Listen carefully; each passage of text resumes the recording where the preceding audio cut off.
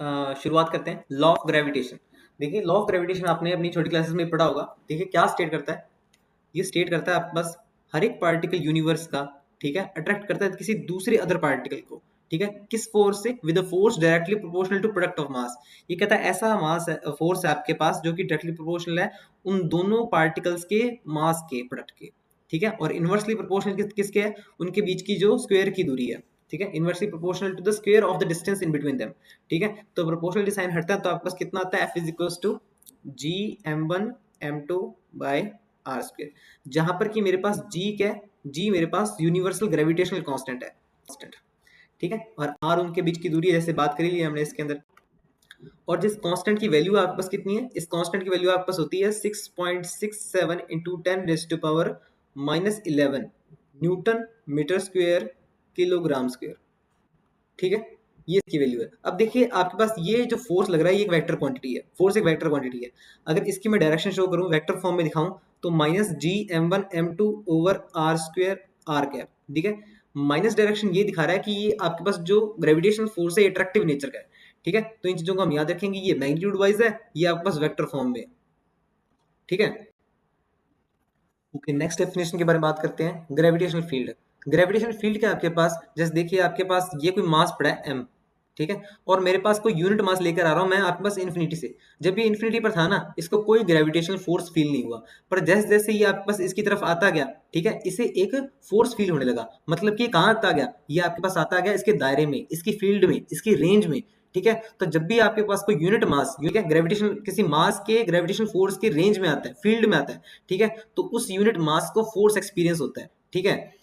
तो किसी unit mass को अगर दूसरे मास m के रेंज में ग्रेविटेशनल फोर्स एक्सपीरियंस हो रहा है, तो उस फील्ड को क्या कहेंगे, हम उस रेंज को क्या कहेंगे, ग्रेविटेशनल फील्ड कहेंगे, ठीक है। ये सिंपल डेफिनेशन है। Gravitational field at a point is defined as gravitational force, force कितना लग रहा है इसके ऊपर, एक्सपीरियंस बाय यूनिट मास, ये जो यूनिट मास है, ठीक है, यूनिट मास। अब जो फोर्स एक्सपीरियंस हो रहा है इस यूनिट मास को, वो आपके पास कितना हो रहा है, वो आपके पास हो रहा है F is equal to minus G M, ये आप इसको बिग एम ले लीजिए, इसको हम बिग एम कर लेते हैं, दूसरे वाले को हमने छोटा एम कर लेंगे, ठीक है। ये बिग एम, ये यूनिट मास आ रहा है आपके पास, ये यूनिट मास है आपके पास बाय आर स्क्वायर, ठीक है, यहाँ तक आ जाता है आपके पास, ये आर दूरी है, ठीक है, यहाँ पर यूनिट मास आ जाता है जी एम एम बाय आपके पास आर स्क्वायर, ये आर कैप, ठीक है, क्योंकि अट्रैक्टिव नेचर का है तो यहाँ पर मैं नेगेटिव साइन लगा दिया, ठीक है। अब फोर्स पर unit mass, gravitational force experience by unit mass, तो मतलब कि ऐसे कह रहा है ये F बाय एम, तो ग्रेविटेशनल फोर्स आपको यहाँ पर ग्रेविटेशनल मैंने G M by R square R cap, ठीक है, तो F by M is equal to minus G M by R square R cap. तो ये आपके पास क्या आ गई है, ये ग्रेविटेशनल फील्ड में, ग्रेविटेशनल फील्ड में आपके पास जो यूनिट मास को फोर्स एक्सपीरियंस होगा, वो आपके पास क्या होगा, ग्रेविटेशनल फील्ड इंटेंसिटी, ठीक है। ये ईजी से रिप्रेजेंट करते हैं अपने, ईजी आपके पास क्या है, ग्रेविटेशनल फील्ड इंटेंसिटी, ठीक है। देखिए दोनों हुई आपके पास डेफिनेशन में फर्क है, ये तो ग्रेविटेशनल फील्ड है जहां पर यूनिट मास को फोर्स एक्सपीरियंस होता है, ठीक है, और ये आपके पास कितना फोर्स एक्सपीरियंस होता है, ठीक है, उस आपके पास फील्ड में उस यूनिट मास को कितना फोर्स एक्सपीरियंस होता है, वो ग्रेविटेशनल फील्ड इंटेंसिटी है। तो इसको लिख देता हूं फोर्स पर यूनिट मास, फोर्स पर unit mass experienced in gravitational field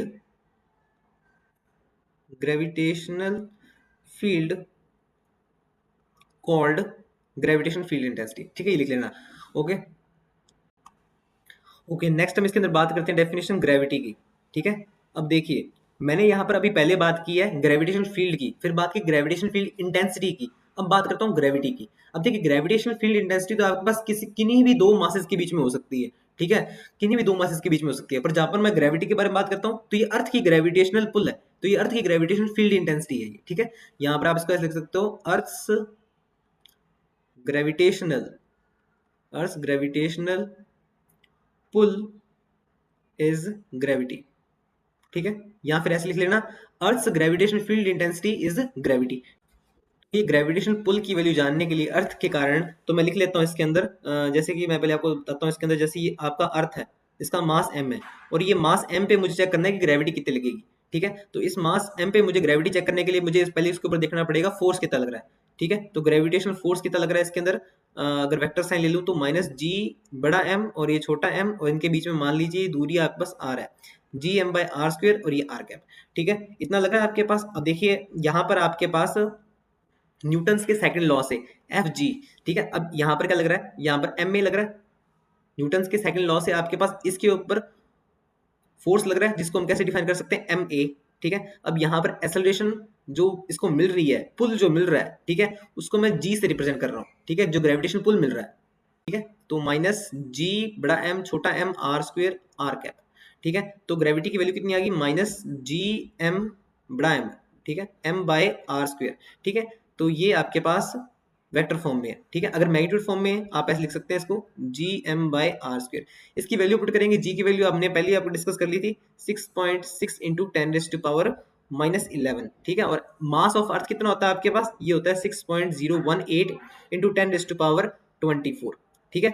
और इन दोनों के बीच में जो दूरी है आपके पास, वो अर्थ की रेडियस जितनी ले लीजिए आप, 6400 किलोमीटर, ठीक है, 10⁻³ मीटर का ये स्क्वायर हो जाएगा, ठीक है। इसकी निकालेंगे, आपके पास कितना आ जाएगा, जी की वैल्यू आपके पास आ जाएगी 9.8 मीटर पर सेकेंड स्क्वायर, ठीक है। तो इतना ग्रेविटेशनल पुल उसको एक्सपीरियंस होगा जो भी आपके पास मास होगा। अब देखिए जो ये मेरे पास फॉर्मूला बना है ना, g is equal to G M by are square, देखिए ये तो आपके पास अर्थ का मास है। यहाँ पर कहीं पर भी आपके पास ये वाले मास नहीं है, ये वाला मास नहीं है, छोटा मास है जिसके ऊपर ग्रेविटेशनल पुल लग रहा है, जिसके ऊपर ग्रेविटेशनल फोर्स लग रहा है, ठीक है। तो मतलब कि मैं यूं कह सकता हूं कि आपके पास जो ग्रेविटी है, ठीक है, जो ग्रेविटेशनल पुल है, ठीक है, जो ग्रेविटेशनल फोर्स लगता है आपके पास, वो आपके पास पार्टिकल के मास के इंडिपेंडेंट होता है। भले ही आपके पास मास कितना भी क्यों ना हो, ठीक है, आपके पास जो ग्रेविटी लगेगी वो इतनी ही लगेगी, भले वो एक फेदर हो बड़े यहाँ हैमर हो, ठीक है, दोनों पर ग्रेविटी इतनी ही लगेगी। ओके ओके, नेक्स्ट बात करते हैं आप डेफिनेशन के बारे में, ग्रेविटेशनल पोटेंशियल। तो ग्रेविटेशनल पोटेंशियल क्या आपके पास, देखिए आपके पास जैसे मान लीजिए अर्थ है आपके पास, ठीक है, और इन्फिनिटी से मैं कोई मास m लेकर आ रहा हूँ, यूनिट मास लेकर आ रहा हूँ, इन्फिनिटी से मास m लेकर आता हूँ, यहाँ पर r डिस्टेंस पर लेकर आता हूँ, ठीक है, ये सेंटर से आपके पास r डिस्टेंस पर लेकर आता हूँ, ठीक है। तो यहाँ पर लाने में जो किया गया कार्य होता है आपके पास यूनिट मास को, ठीक है, वो आपके पास ग्रेविटेशनल पोटेंशियल होता है। अब जैसे देखिए यहाँ पर आपके पास वर्क डन कितना करना पड़ रहा है मुझे, वर्क डन आपके पास डिफाइन होता है F dot D x, F dot, देखिए यहाँ पर डी आर कर लेता हूँ, ठीक है। ओके, यहाँ कहाँ से लेके कहाँ तक आ रहा हूँ, इन्फिनिटी से लेके आर तक आ रहा हूँ। अब देखिए यहाँ पर जो ग्रेविटेशनल फोर्स लग रहा है वो ऐसे लग रहा है अर्थ की वजह से, और मैं ट्रेवल कर रहा हूँ ऐसे कर रहा हूँ, तो दोनों के बीच में एंगल कितना है, एफ डॉट डी आर के बीच में ये आपके पास 180 है, तो इसको मैं पहले ही नेगेटिव साइन लगा देता हूँ। अब दोनों के बीच में एंगल 0 डिग्री हो गया, ये अंडरस्टूडेबल है, ठीक है।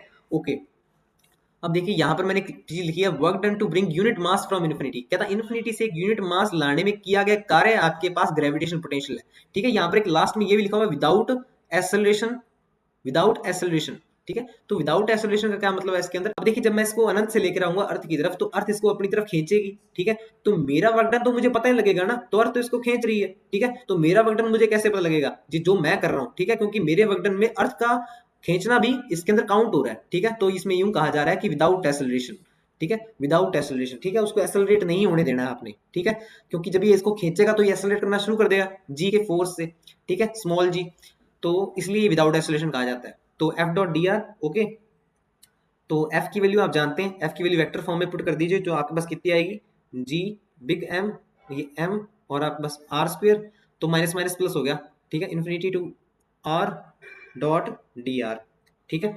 और आपके पास देखिए वर्क, ठीक है, अब ये unit mass, work done to bring unit mass, ठीक है, तो ये यूनिट मास को जो लाया जा रहा है तो एम से डिवाइड कर देते हैं अपने, ठीक है, ये एम से डिवाइड कर दिया, ठीक है। तो आप देखोगे कि ये जो कट के आपके पास क्या बन गया, G M by are square, ये क्या बन गया, ई जी बढ़ गया, E G dot D R, ठीक है। तो ये फॉर्म भी आप याद रखिएगा, E G dot D R, ये किसके बराबर है, वर्क डन पर यूनिट मास, इसको हम डिफाइन करेंगे आपके पास वी से, ग्रेविटेशनल पोटेंशियल हम वी से डिफाइन करते हैं, वी आपके पास आर का फंक्शन है, ठीक है, वी आपके पास आर का फंक्शन है, इन्फिनिटी से आर आपके पास ई जी डॉट डी आर। अच्छा, इसको सॉल्व भी कर लेते हैं अपने, तो ये आपके पास v is equal to G M by R square, G M by R square, 1 by R square का इंटीग्रेशन -1 ओवर आर, और लिमिट पुट करेंगे इन्फिनिटी टू आर, ठीक है, इन्फिनिटी से आर तक, तो आपके पास आ जाएगा ही 1 बाई आर ही आ जाएगा, ठीक है, जी एम बाई आर ये नेगेटिव का, ठीक है। जब दूसरी लिमिट लगेगी ना आपके पास ये पोटेंशियल इतना आ जाएगा minus G M by R, और पोटेंशियल आपके पास एक स्केलर क्वांटिटी है। ओके ओके, लास्ट इसकी डेफिनेशन मिलते हैं, ग्रेविटेशनल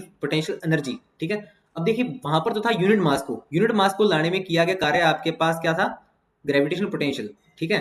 तो यहाँ पर आपके पास है ग्रेविटेशनल पोटेंशियल एनर्जी, ठीक है, तो ये आपके पास क्या होती है, अब मैं किसी मास m को लेकर आ रहा हूँ, मास m को यहाँ पर लाने में जो किया गया कार्य है आपके पास, वो ग्रेविटेशनल पोटेंशियल एनर्जी में काउंट होएगा। ठीक है, तो W इज इक्वल टू आपके पास वापस से वर्क डन कैसे डिफाइन होता है, देखिए इन्फिनिटी टू r, तो वर्क डन कितना आ गया, आप इन्फिनिटी टू r आप जैसे मान लीजिए यहाँ पर लेकर आ रहे हैं, तो यहाँ तक ले आए आप। ठीक है, ये r डिस्टेंस कवर मार दिया आपने इन्फिनिटी से, आप बस r तक यहाँ पर पहुंच गए आप। ठीक है, तो यहाँ पर आपको बस कितना कार्य करना पड़ा, आपको कार्य करना पड़ा, देखिए यहाँ पर आप लिखेंगे F dot D are, work done तो ये होता है ना आपके पास। तो फोर्स कितना लग रहा है इसके अंदर, जब इसको लाया जा रहा है, ये अर्थ का बिग मास m, तो आप लिखेंगे यहाँ पर दोनों के बीच में वेक्टर है, तो आपके पास जी m बाय आपके पास ये आर स्क्वेयर, ये डी आर। ठीक है, ये सेम वैसे चलेगा आपके पास। ठीक है, इन्फिनिटी टू आर, मतलब कि इस बार हमें क्या करना है, देखिए minus G M by R square था ना, और बार माइनस पड़ा तो प्लस कर दिया मैंने। ठीक है, इस बार आपको करना क्या है, वो डिवाइड बाय एम नहीं करना है, और प्योर वर्क डन निकालना है कि वर्क डन कितना करना पड़ेगा। ठीक है, तो इसको सॉल्व कर लेना, आपके पास कितना आ जाएगा, ये आपके पास आ जाएगा माइनस जी बड़ा एम बाय आपके पास ये आर। ठीक है, ये आर आ गया आपके पास, तो ये वर्क डन होगा आपके पास ग्रेविटेशनल पोटेंशियल एनर्जी। ओके,